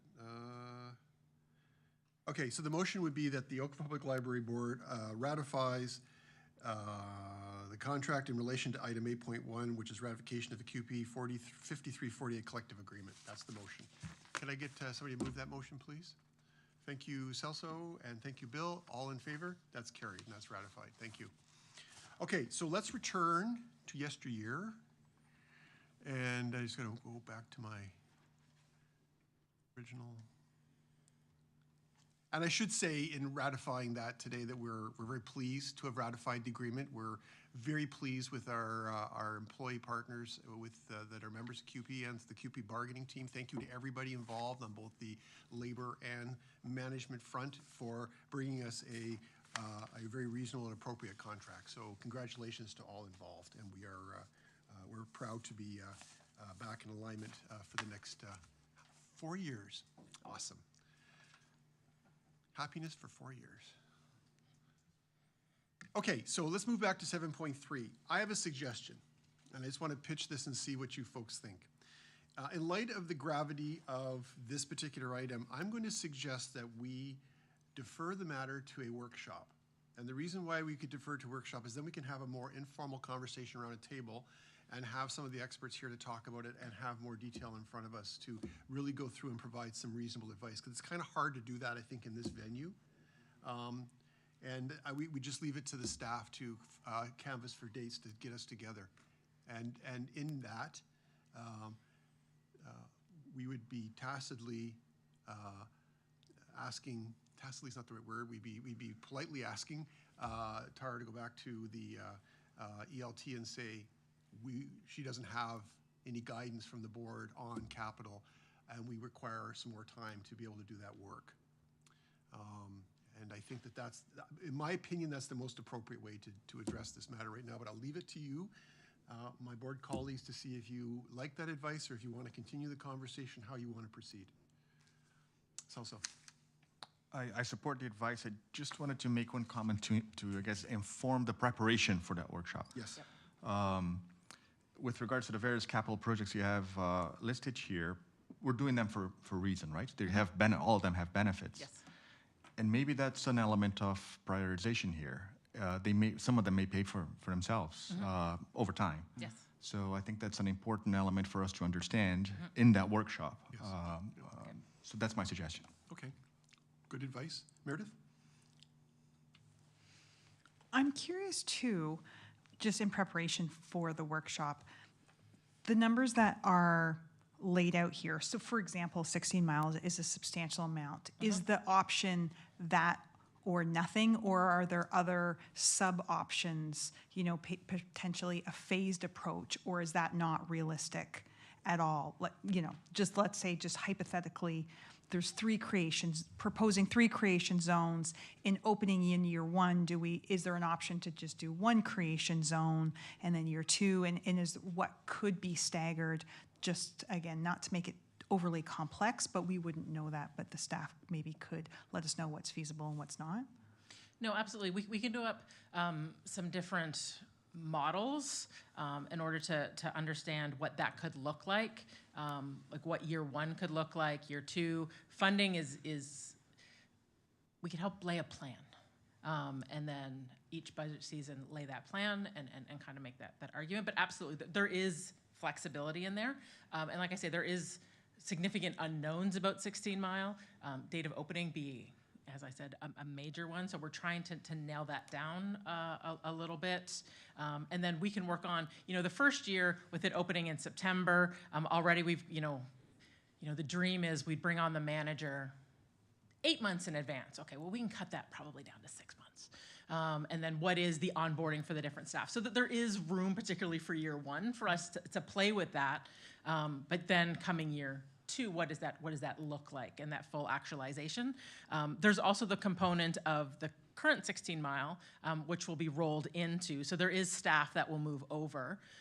However, the 16 Mile branch has the second least amount of open hours, which is also an impact, right? So we are taking the benefit of 16 Mile and what that means. So we are starting a little bit forward than we would from a straight net new branch. And there are, as I mentioned, a number of growth positions that we've put in as well, and we can bring more detail about that, which is part of the plan. So. And I guess the other thing, back to our conversation with the master plan, is that the timing of the rest of the recreation center, and we know when that opens, that's going to drive more traffic versus a standalone location. And so I Yes. think that will be another scenario to take into account. Yeah. And the expectation, I think, and this is where we might need to clarify, or at least get a clear understanding of if we do choose to stagger, that we're setting a very clear expectation for the community who has significant expectations for when this branch opens, and what that's going to look like. So, yeah. Thanks. In the spirit of adding suggestions for this workshop, can you create a spreadsheet like we do at council? When we do council and we're adding up our budget at the final council meeting, we always have a spreadsheet so we actually see the impact as we talk about different things. I can reach out to finance to get a version of that. Yeah, Jonathan has that, and basically it's kind of like, it's a menu, and you say, this is what this costs, and then all of a sudden, it real-time adjusts it so we can play some scenarios with the information that you provide us. Because it is a puzzle. It and is. You need to see all the pieces and how it all shifts together. It's easier to see it in a spreadsheet than in a narrative fashion, so I think that'd be very useful. Celso and Meredith, since you folks were the first speakers, could you give me the motion and second it to defer this matter to a workshop to be held at the board's earliest convenience? Okay, thank you. That's been moved and seconded. Further discussion? Avis? Just one more piece of information that would be helpful is what are the current running costs for 16 Mile? Just so we can see what the incremental is. Great question. Thanks. Okay. Great question. Anything further? Any more requests for input? Rod? Yeah, I just wondered if the 5.5% we're seeing as what we're getting, which is better than last year's 4.5%, is it driven by the union contract, 16 Mile? Is it reflective of what town departments got this year as well? Just if we can get some quick wisdom on that. So that's the direction that was provided by the mayor. Yeah. And it's actually higher by percentage than the rest of the town department. Well, the town got 4%, but not including growth. True, that's right. Whereas we got inclusive of growth. That's right, yeah. So it probably balances out now that you've mentioned that, yeah, roughly. Yeah. Thanks. But it's not, and also to be clear, that's not yet approved or vetted through council. Even though the mayor has the authority, it's the mayor's budget, council still has to adjudicate on the budget, and there's a mechanism to veto and stuff too. So it's a whole complete. We could overthrow him. No, you're on public streaming, Councillor Chisholm. My apologies. Maybe I clarified. It's like 2/3. He was talking about overthrowing a baseball at anyway. But it's a 2/3 yeah. turn on staff if they don't agree with the mayor. So that's a process that's been put in place. Yeah, it's the important piece, notwithstanding the overthrowing, the important piece is that it is right now, it's a proposal. This was a proposal, the mayor's budget, the number is a target the mayor's proposing, and he's basically asked each of the departments to come back and live within those projections. So it's still a conversation yet to be had. Not to be approved to December, so we have some time. Yes. Further comments, questions? Any more political? No, I'm just kidding. All in favor of the motion before us? That's carried. And we may not see Ray again, but that's okay. Yeah, right. Too many meetings. Yeah. 7.4 is rates and fees policy. This is also for feedback. Do you feel that we should consider this today or consider this subsequent to the workshop? So the policy is just the policy that governs how we decide what gets charged and what doesn't. So it doesn't really pertain to the actual budget. There'll be a rates and fees document that will come with the budget about where we're proposing to increase. Yeah. This is just simply where we charge philosophically. Great, thank you. Thank you for that clarification. Members of the board, do you have any questions on this? Meredith? So in the policy, I noticed that it was less itemized than it was previously. And so some of the language about OPL does not charge fines for most overdue materials, it just seemed vague to me, and I was wondering if we could provide a bit more specificity around when we do charge and when we don't charge, just to understand the policy better. Oh, okay. So just clarify what, okay, I understand what you're saying. Okay, we can flesh that out. Thank you. Any other questions or comments? Can I get a motion to approve the policy, please? Thank you, Rod. Sorry? Receive. Oh, sorry, Feedback. receive. Yeah, right. We have to go through that process. Yeah. It's an important process. Rod is moving to receive the policy proposal, seconded by? Thank you, Avis. All in favor? That's carried. Thank you. Hello, Andrew. Hello. Okay, let's move on to 7.5. That's the fundraising plan update report. So this is just a overview about what our fundraising plans are for the year. It is a bit late in the year, but that is because our fund development coordinator position was vacant for most of the year. We have filled that as of mid-April with an amazing person. She's definitely hit the ground running.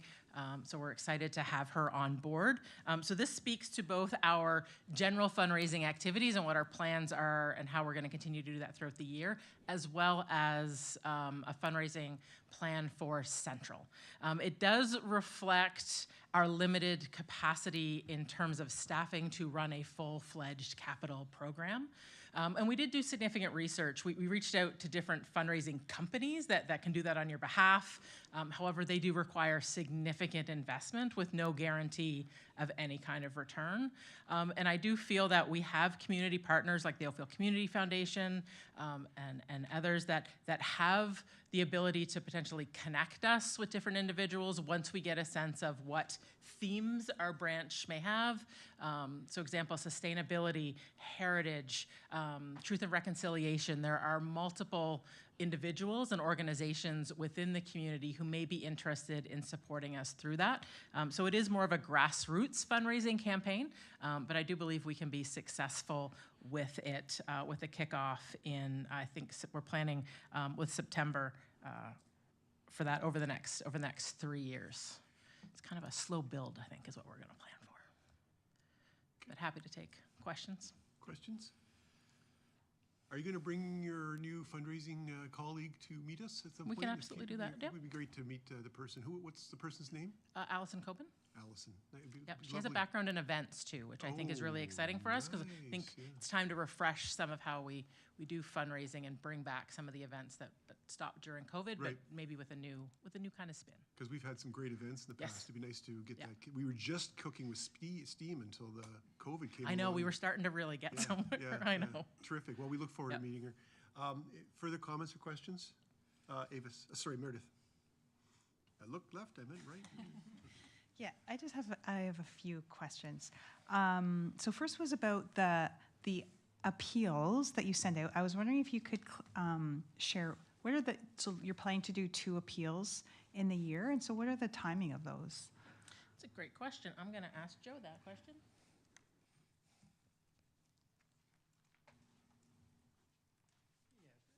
The first one usually comes in spring, and the second one around Giving Tuesday, so usually about around Christmas time would be the second. And who does that get sent to? Does that get sent to all card holders? No, we have a specific mailing list of donors, and past donors, like it is a specific mailing list. Okay. Have we ever thought of opening it up and sending an appeal to all card holders? We haven't. The mailer has a significant cost behind it. Right. We've done it through email. We've sent it on like the newsletter to donate and so forth, but specifically on the appeal would be just a specific list of donors and past donors and people who we've flagged as potential donors. Right. Yeah, okay. I think it'd be interesting to explore a digital e-appeal to all card holders just to see if that increases the response rate. Perfect. Yeah, and we do it on the newsletter, but specific one for around Giving Tuesday or something like that tends to get more uplift. So for sure. Yeah. Okay. Terrific. Then I was also curious for the digitization project. Is there capacity to have some grant research around if there's alignment for digitization type projects that could help to supplement revenue for that project? Yeah, I mean, we try to keep an eye out on every grant that we possibly can, because there are all kinds of different needs in the library that suit different grants. And we have access to a grant database that I don't remember the name of, that we look at regularly. And we also coordinate, or, you know, something Elise is also very good at is hearing about different grants that are available for heritage and bringing those forward as well. So it is something we continue to look for. Okay, yeah, wonderful. And I know a couple of months ago, the Oakville Community Foundation was in, and they talked about their Give Oakville campaign. This seems like a great opportunity to align a project with that opportunity, because they can leverage their network. Yep. Yeah, absolutely. And then I was curious about like sponsorships. Like, is there revenue generating opportunities with sponsorships, and would that be considered part of fundraising, or is that a different? No, it's followed in the same group. It's something we have dipped our toe into, but I don't think we haven't explored it as fully as I think we could. Yeah. For example, we do have a relationship that I think we classify as a sponsorship with TRAC. What does TRAC stand for? Toronto Rock Athletics Club. We've also had different relationships with Piper Foods as well. So I do think it is something that we can grow. And actually, it's part of this, and it started a little bit. I've tried to be more present out in the business community, talking a lot with France Fournier about how we can be a bit more present. So it is individual donors, but how we can get in front of other businesses to see those kinds of alignments that I think would benefit us, them, and the community as a whole. So it is part of this. When I talk about grassroots, that's also part of it. Okay. And I was curious, because later you're going to talk about the TD Summer Reading Program. And does that result in any revenue from getting that brand attachment to that program? No. Okay. TD's been doing that for a number of years. Now, we do get, I guess you could say we costs get offset, because if I remember correctly, we get copies of posters and stickers, which is things we don't then have to create. Okay. But they work with Toronto Public Library to create it, and then they provide a lot of advertising nationally for it. And so they get those costs, I think, just to kind of bring it a bit top of mind. But there is no financial implication to public libraries, other than Toronto for the planning. Okay, thank you. Thanks, Marianne. Further questions? Bill? Just an aside, when I was involved in Scouts, we used to make a lot of money on bingos. But anyway, I thought this Central Branch campaign overview plan was really well done. Like, it's really well thought out, and I think there's some really great ideas in here. And as I was reading through this, I was like very impressed, and I thought there's some really great ideas in here. So I think whoever put it together did. Well, that's Joe and his team. So. Oh, Joe did this. Yeah. Oh, wow. Well, way to go, Joe. Anyway, it's terrific, and I really think that this would actually get a lot of traction in this town. Anyway, thank you. Thank you. Thanks, Bill. Further questions or comments? One question I have is, have we approached Trillium Foundation for any funding for any of these projects? Sorry, what foundation? The Trillium Foundation, the province of Ontario, We're where all our gambling money goes? We're not eligible for Trillium funding. I think you are. I don't think so. We'll double check. We participate with partners. Yeah. We've sometimes got Trillium funding, but it needs to go to somebody else, so we do joint programming. But we can double check, but I was pretty sure we're not eligible for. Well, when I was going to ask you that question, I never like asking questions I don't know the answer to. And I just Googled and I saw that, for example, the East Ferris Library got a Trillium grant. Anyway, it's worth looking at. Maybe there's some, because I know that, speaking specifically about our beloved newspaper program, they do capital grants, and that would be a kind of a cool place to get a grant for that. And I've gone to information sessions in the past, but again, it doesn't. we will double check and verify, but doesn't necessarily preclude us. It just means that sometimes maybe it's the Oakville Historical Society Sure. who's the lead on it. I understand. There's ways. I know municipalities, I don't believe are eligible, but I do think libraries, well, based on what I've read, I think libraries are eligible. Ray? You're right.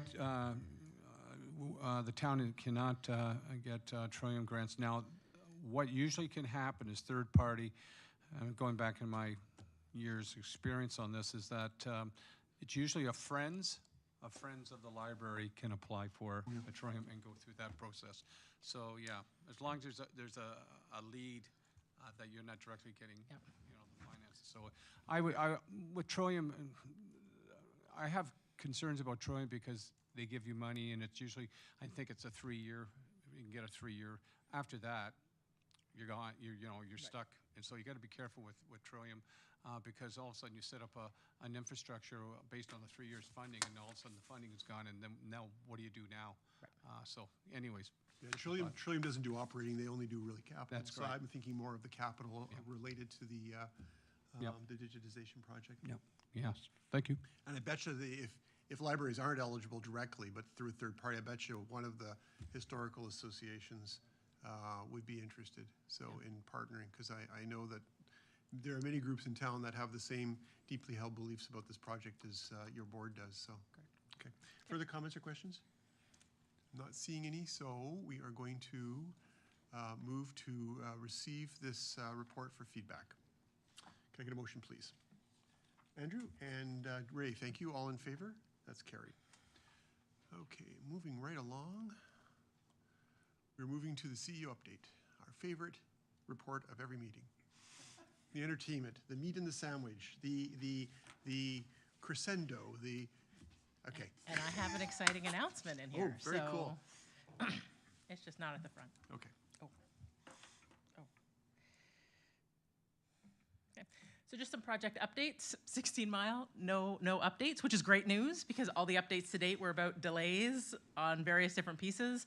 I will say the contractor is working as hard as he can to catch up, which is actually leading some problems about that exact start date. So again, ongoing conversations about that. But if you've driven up Nayagawa, it is every week, it's amazing what's happening up there. So we're in the exciting part of the build. And that's it. Good night, everybody. So the Park Recreation and Library Master Plan, so you all participated in the OPL board workshop. Council had their workshop. Currently, the public survey is out. Daryl McWilliams with Recreation let me know that there was approximately 1,200 surveys completed to date. We also just finished 2 different sessions with community groups. We had a really good turnout at yesterday's, was during the day, so there was definitely more people who came out than the evening one. So after all that information is in, it will be given back to Monteith Brown, who will take all the comments and feedback into account, and then come back with a revised version, which is expected to go to council in the fall for approval. It's the new central design project, so I'm very excited to announce that our architect will be Perkins & Will. So for anybody who's familiar with Perkins & Will, they have, they're actually on this project, they're partnering with Smoke Architecture, which is an Indigenous-led architecture firm, who participated in the interview, and they were fantastic. So we're really excited with this collaboration, and then put us in the mix, and I'm expecting an amazing building. So Perkins & Will is definitely one of the leaders in library design. They have built many of them, but more importantly, they also really participate in the library community.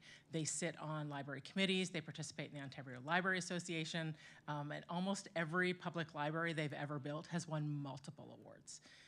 So we were really impressed with their presentation. We were really impressed with their philosophy. They came with an exceptional community engagement plan that I think will really resonate with Oakville. So our kickoff meeting with them is next Wednesday, and I'm hoping that we'll have more information to bring forward to the board in July. But just to give you an example of 3 of their more recent libraries, we have the Oak Ridge Library at Richmond Hill, the Anian Community Center and Library in Markham, and then this isn't built yet, but the Star Blanket at Dawes Road as part of Toronto Public Library, which is going to be an exceptional building when it's built. What I didn't put here is some of their views of what they're doing in terms of creating an Indigenous outdoor space on the top. But I would recommend, if you're interested, go to the website, the Toronto Public Library website, and look at the Dawes Road drawings. It's very exciting what they're doing with them.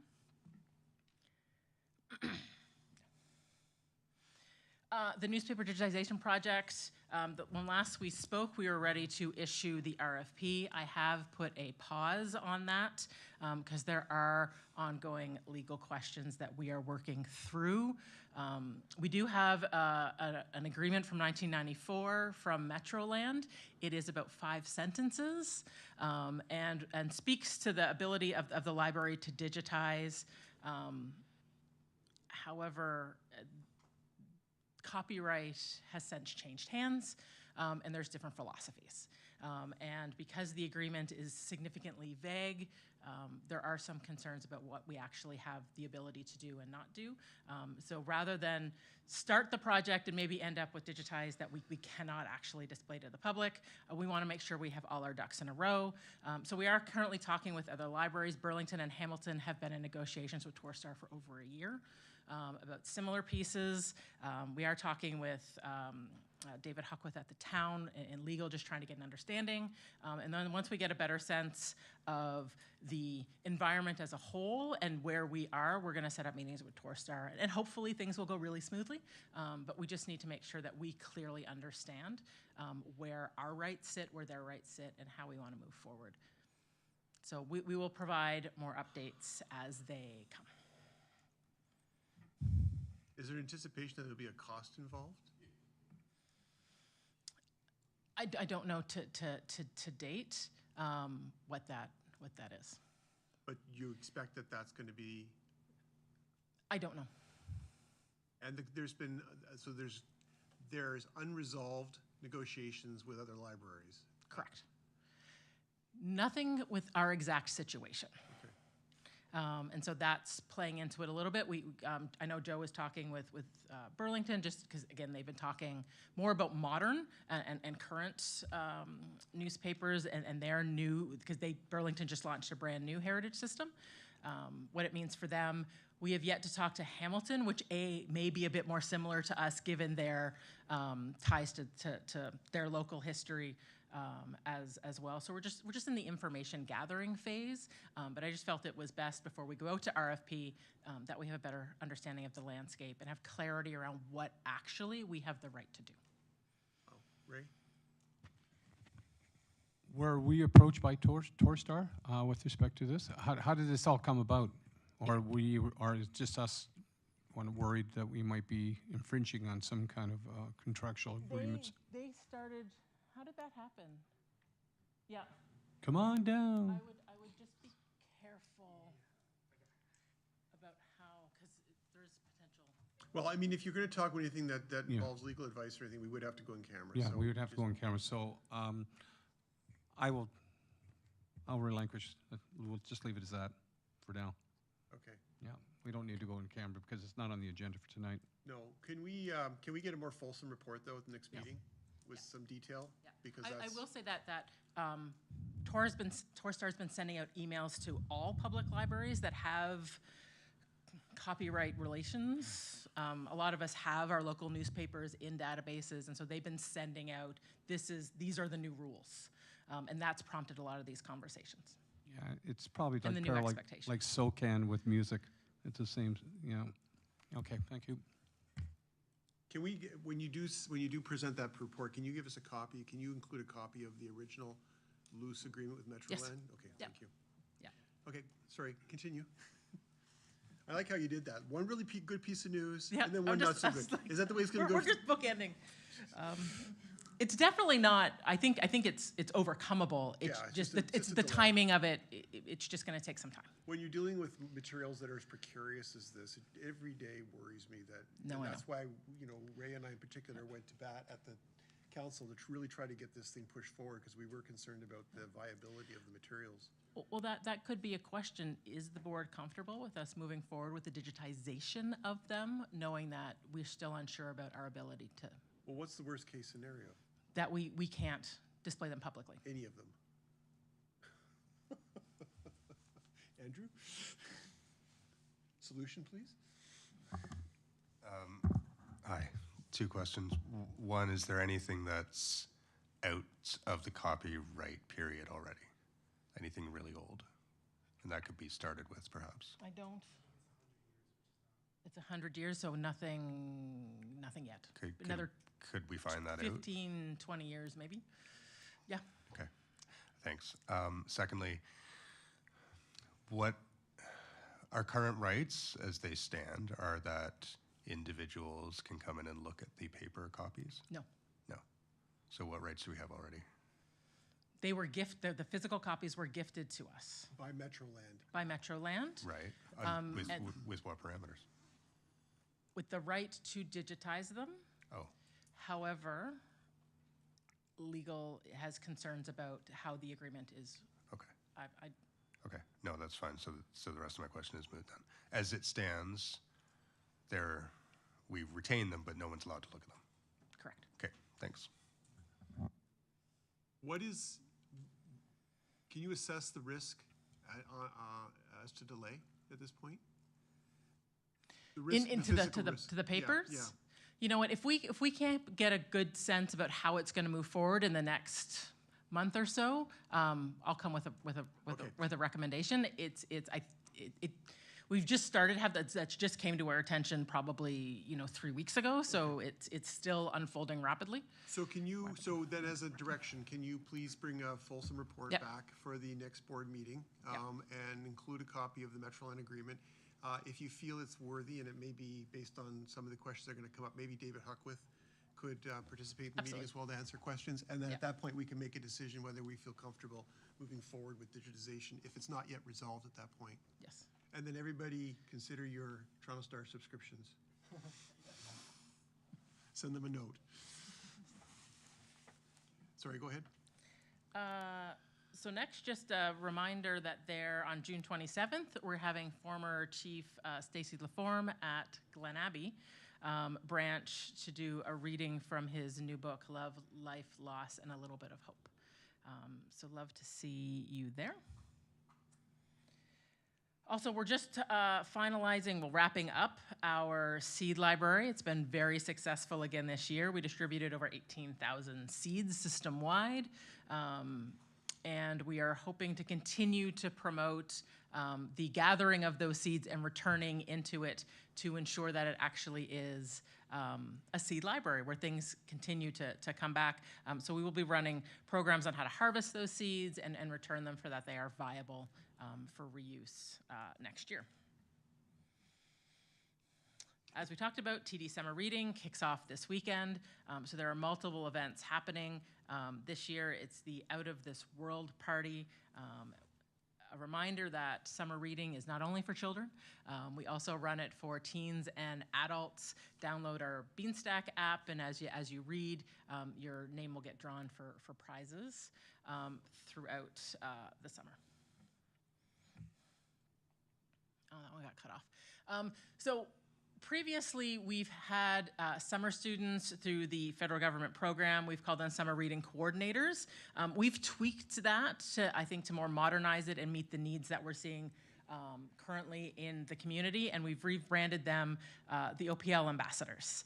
And one of their key roles is to be out in the community. So you will see them out. You may have seen them out at the Asian Heritage Festival. They're out at Pride Fest. They'll be out at the Rib Fest coming up this weekend. And so really getting out into the different communities and parks, interacting. We're already seeing some pretty major success. If they've signed up individuals for library cards, they've encouraged people to sign up for our newsletter. So we're really excited to have them on board. They're a great group of kids. It doesn't like me. I don't know what to do. BIA partnership. So our book bike is back underneath the sails at Bronte, and we've expanded our programming to also include family story time and all-age plays on Thursday mornings. And then we're also going to be running a book club at Taste of Columbia from June until December. If you're interested, more information is coming. We've also partnered again with the Downtime BIA to provide a Books and Bubble program on Tuesday mornings in Town Square, which I bet will be too adorable for words. Pride Month programming events, so we've partnered with oh, sorry. Interrupted. Can I ask a question about the last slide? Well, you sort of already are starting, so. Thank you You very might much. as well Because continue. you were kind of going off the I was right here. I was waving at you. Oh, okay. Anyways, I digress. I see it's downtown and Bronte. Was Kerr Street BIA participate, or were they approached? I don't know. Do you know if we'll double check and get back to you. Okay, thank you. On that same note, is it possible to get the book bike to come to North Oakville? I'm thinking like Memorial Park or something like that, where there's a large number of kids and. What's that? It's uphill. Well, we have them stationed. We can tow them. We have them stationed throughout Oakville, Okay. So that they're not all at Central and we have to drive them up. They are supposed to be in all wards throughout the summer, related to that piece. But you said Memorial Park? Memorial Park. Yeah, It has, we'll look at that. it has a particularly popular kids area. There's washrooms there. It's quite nice. There's Yep. a community garden. It would be ideal for this kind of thing. And it's packed all the time. Well, that's so, good. Yeah. Okay. Joe added it to his list. Thank you. So we had some really fun Pride programming this month. So we partnered with PFLAG Halton to offer a monthly youth group called Queer Peers. This has seen great success at Milton Public Library. This week we hosted Pride Trivia in partnership with Starbucks out on the patio, which would have been a bit of a steamy night to do it. We're also, July 14th, participating with Oakville, Burlington, and Milton and Halton Hills in the Pride Parade. If any of you are interested in joining, just let me know. It's the afternoon. The Pride starts at 2. And then we'll be hosting Faye and Fluffy at QEP Black Box Theater. June has the most of all the months, I'm convinced. It is also Indigenous Heritage Month, and we have numerous pieces. There is, again, Chief Stacey Laforme's poetry reading. There's, earlier this week, the Starting Your First Names Inuit genealogy.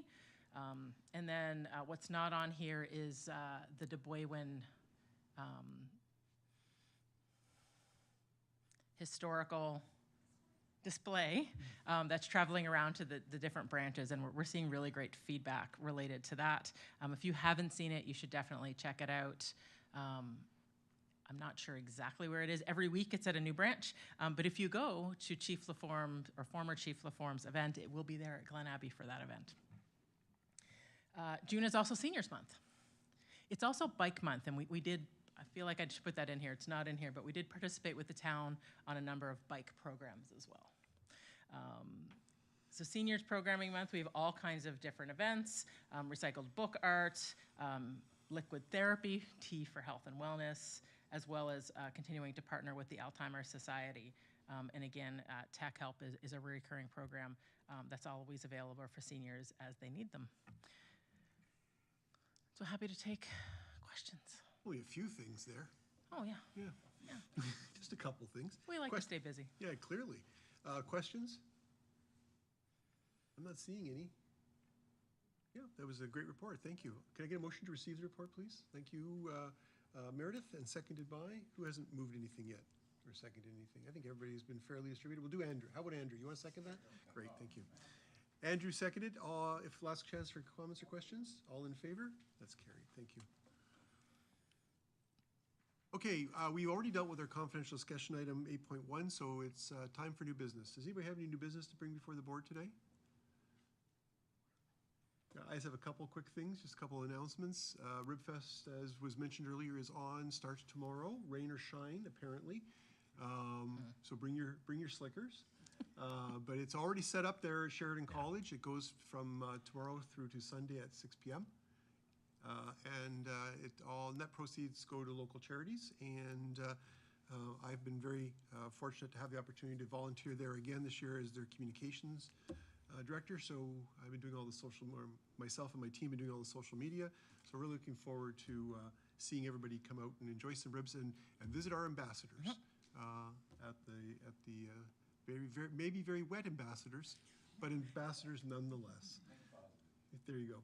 Also, this weekend, started yesterday, is the Oakville Film Festival. Started in downtown with a outdoor screening in Town Square, and it continues through to Sunday with screenings at the Oakville Center for the Performing Arts. There's some other activities as well as screenings at film.ca. So if you haven't had a chance to check out their website, you can go to offa.ca and learn about some of the great films that are being screened. And I will point out that there's a number of there's a number of Oakville residents who have films in the festival this year.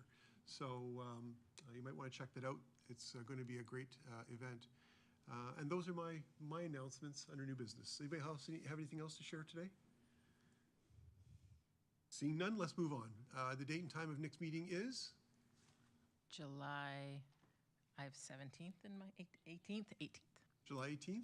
So we look forward to seeing everybody on July 18th. It looks like we're going to have an interesting meeting with our update on the newspaper collections, and theoretically we'll have some more direction on the capital budget at that point as well to probably formally pass at that point. So with that, members of the board, look for a motion to adjourn today's session. Thank you, Ray, who's very excited to leave, and Bill.